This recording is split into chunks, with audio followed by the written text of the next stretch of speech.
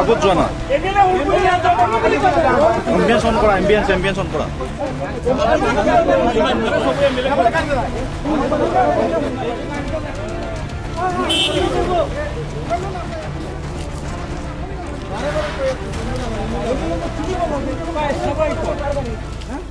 গাড়ীখন মই বোলে MLA বুলি কৈছে তাৰপিছত মই ক'লো বোলে চবেই MLA বুলি কয় গাড়ী বহুত হৈছে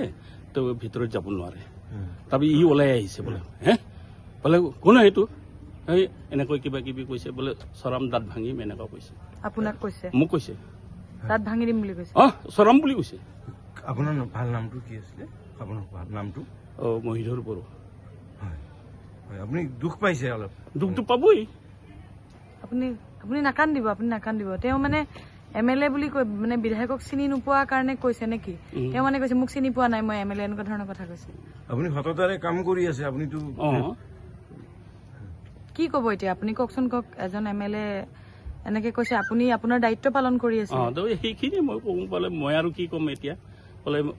মোৰ দায়িত্বটো মই পালন কৰিছো বাছ ইমানখিনি আৰু বাকী মই একো নকওঁ কমেণ্ট নকৰোঁ মই এইটো মোৰ ডিউটি আছিল মই যিখিনি ডিউটি মোৰ আছে সেইখিনি কৰি দিছোঁ আপোনাৰ ঘৰ ক'ত মোৰ সেই বৰপেটা ৰোড ভাল নামটো মহিধৰ বড়ো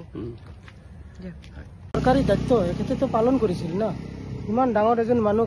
মানে দাঁত ভাঙাই দিয়াটো অলপ মানে হেৰিয়ে হয় আৰু